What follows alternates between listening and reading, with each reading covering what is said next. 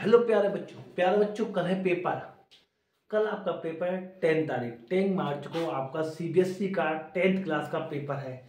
10th class का paper वो भी 10 तारीख को मतलब कल। तो प्यारे बच्चों बीपीटी थ्योरम बहुत आती है, तो बीपीटी थ्योरम बिल्कुल शॉर्ट ट्रिक में, सर मुझे समझ में नहीं आ रही, आज बिल्कुल समझ में आएगी, बिल्कुल शॉर्ट ट्रिक में आपको रटा दूंगा। बिल्कुल आज बिल्कुल आपको थ्योरम रटाऊंगा। कैसे?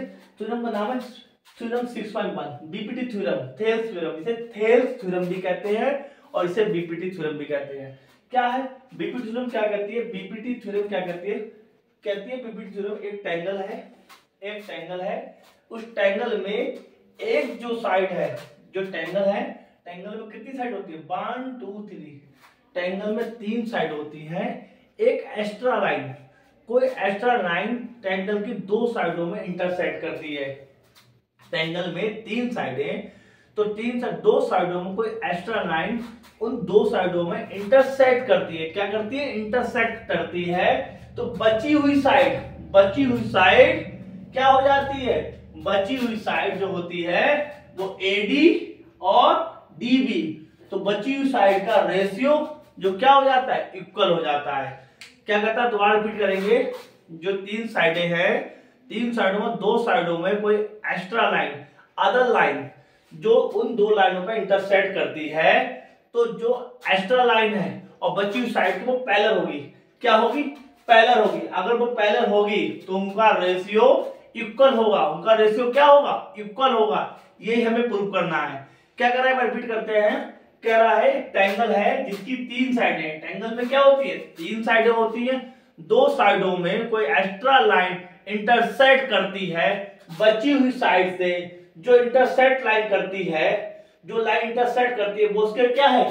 पैरेलल है। वो उसके क्या है? पैरेलल है। और पैरेलल रहेगा तो इनका रेशियो एडी डीबी एई और ईसी इक्वल होगा। ये हमें प्रूव करना है। तो प्यारे बच्चों बिल्कुल शॉर्ट ट्रिक देखें। तो हमने क्या लिखा? ज्वाइन किया ई बी, ज्वाइन किया बी से ई ज्वाइन किया, फिर सी डी ज्वाइन किया, फिर क्या किया? ड्रॉ किया हमने ईएफ ड्रॉ किया। ये ध्यान रखें, ड्रॉ ध्यान, ये चीजें और ध्यान रखनी है। बिल्कुल शॉर्ट ट्रिक। ईएफ ये इसके परपेंडिकुलर है और डीजी ये इसके परपेंडिकुलर है। ईएफ ये इसके परपेंडिकुलर है। जो ईएफ है वो एबी के परपेंडिकुलर है। जो ईएफ है ये आपका ईएफ, जो ईएफ आपका है वो किसके परपेंडिकुलर है? एबी के परपेंडिकुलर है। ठीक है प्यारे बच्चों, जो आपका डीएन है, डीएन ये आपका है डी, है ना बेटा? ये डी आपका यहाँ पे आ गया ईएफ, ये ईएफ आ गया। ठीक है, ये एबी के इक्वल है और आपका एसी के जो इक्वल है वो आपका आ गया डीजी। क्या आ जाएगा? डीजी, ये डीजी। ये आपको इतनी चीजें ध्यान रखनी है। अब देखो प्रूफ करेंगे, ध्यान रखेंगे, प्रूफ करेंगे। तो एरिया ए डी जी, एक बार लिखेंगे area A D G, area A D G, area A D G. फिर लिखेंगे बी डी ई, एक बार एरिया ये यहां से यहां तक, एक बार एरिया ये वाला। तो area A D E, area A D ई, फिर एरिया लिखेंगे एरिया बी डी ई। दोनों को एरिया यहां पे लिख लिया। कुछ नहीं करना। Area 1/2, area 1/2। क्या करना है? प्रूफ। क्या करना है? प्रूफ क्या करना है? प्रूफ करना हमें एडी। जो प्रूफ करना है एडी, तो एडी लिख दो, एडी। ठीक, क्या लिखा? एडी। अब ध्यान रखेंगे एडी है, एडी कहां है? एडी। और एडी के साथ एडी आपका ये है तो पहला परपेंडिकुलर जो हमने पहला अपर परपेंडिकुलर वो लिख देंगे इसके साथ इनटू ईएफ। पहले लिखा एडी, तो एडी, तो पहला हमने जो लिखा परपेंडिकुलर ईएफ तो इनटू में ईएफ। फिर हमें प्रूफ क्या करना है? डीबी, तो यहां पे लिख दिया इनटू डीबी, फिर ईएफ। बिल्कुल शॉर्ट ट्रिक आपको समझाए क्यों होता है। शॉर्ट ट्रिक ध्यान रखेंगे। क्या प्रूफ करना है? एडी तो 1/2 एडी, क्या प्रूव करना है? डीबी तो 1/2 बीडी। क्या प्रूव करना है? एडी तो 1/2 एडी। क्या प्रूव करना है? बीडी तो 1/2 बीडी। इनटू में जो परपेंडिकुलर लिखा हमने, जो पहला ये परपेंडिकुलर लिखा है ईएफ ईएफ, इक्वेशन 1। इक्वेशन देखो, ईएफ से ईएफ काट दिया, 1/2 से 1/2 काट दिया, बचा क्या? AD upon DB, equation 1। ठीक, अब बात करनी है, अब हमें ये प्रूफ करना है, ये सब ये प्रूफ करना है। तो हमने एरिया लिया एडीई, पूरा एरिया एडीई, दोनों में ये एडीई लिख लिया, एडीई। फिर ये वाला एंगल, फिर ये वाला एंगल क्या लिखा? सीईडी, सीईडी, सीईडी, सीईडी, तो सीईडी लिखा। फिर 1/2, 1/2 क्या प्रूफ करना है? ए, क्या प्रूफ करना है? ईसी। दोनों परपेंडिकुलर, ये डीजी और परपेंडिकुलर डीजी। बिल्कुल शॉर्ट ट्रिक, देखो बिल्कुल समझ में आ रहा होगा आपका। ये देखो डीजी से डीजी काट दिया, 1/2 से काट दिया, तो क्या बचा? ए अपॉन ईसी, इक्वेशन 2। बस आपकी थ्योरम होने वाली प्रूफ, थोड़ा सा ध्यान देना है।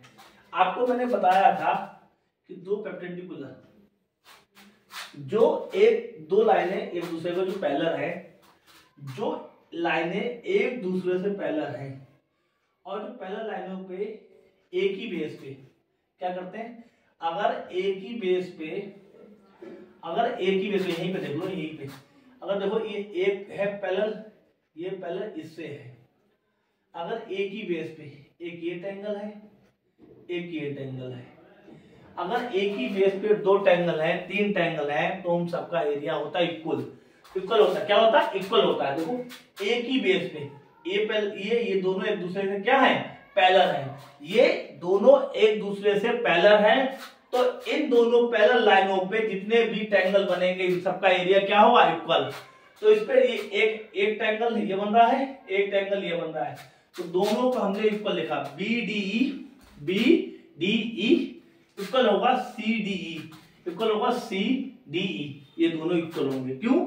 अगर दो पैरेलल लाइनों पे अगर दो पैरेलल लाइन, जो पैरेलल लाइन होते हैं, जो दो पैरेलल लाइन होती हैं, उसी एक लाइन पे दो ट्रायंगल, मतलब दो ट्रायंगल का एक ही बेस, दो ट्रायंगलों का, देखो दो ट्रायंगलों का एक ही बेस होता है ना, पैरेलल लाइनों पे दो ट्रायंगल का एक ही बेस होता है। पैरेलल लाइनों पे दो ट्रायंगल पे अगर एक ही बेस होता है, दो ट्रायंगलों पे एक ही बेस होता है, तो उनका एरिया क्या होता है? इक्वल। अगर एक बेस पे दो ट्रायंगल बने हो, अगर एक बेस पे दो ट्रायंगल बने हो, तो उसका एरिया क्या होता है? इक्वल होता है। ठीक है, ये पैरेलल लाइन है दोनों, ये दोनों लाइन क्या है? ये पैरेलल है। तो इन दोनों और दोनों पैरेलल लाइन पे एक लाइन के बेस पे दो ट्रायंगल बने हैं, एक ही लाइन पे मतलब एक बेस पे दो ट्रायंगल, एक बेस पे अगर दो ट्रायंगल बने हैं, उनका एरिया क्या होता है? इक्वल। समझेंगे? अब देखो इक्वेशन सेकंड, तो समझाया बिल्कुल। देखो दो लाइनों में आपको बीपीटी होने वाली है। इक्वेशन हमने सेकंड लिखेंगे, क्या है? Area triangle ADE upon area triangle CED। क्या था? AE और EC। अभी हमने प्रूव किया है कि BDE ट्रायंगल CE बराबर किसके होगा? CE बराबर होगा BDE के। तो एरिया ट्रायंगल ADE अपान इसकी जगह लिखेंगे ट्रायंगल BDE, एरिया, और ये आपका AE, EC। अब यहां पे देखेंगे area triangle ADE, area triangle BDE, तो इसका ये आंसर क्या है, ए डी बी डी, तो इसका आंसर आ गया ए डी और डी बी। इसकी जगह लिखेंगे ए डी और डी बी, तो इसका आंसर ये है triangle A D E upon triangle B D, triangle A D E upon area triangle B D E equal to दिया है, इसका वैल्यू दिया ए डी बी डी, हमने लिख दिया ए डी बी डी, और इक्वल टू में हमारा चल रहा है बच्चों, इक्वल टू में चल रहा है ए और ई सी, यही आपका हमें करना था प्रूफ, ये हमें प्रूफ हो गया। देखो शॉर्ट ट्रिक, बिल्कुल शॉर्ट ट्रिक को समझाया प्यारे बच्चों, जल्दी से निकलो, कल आ सकती है पेपर में। Thank you.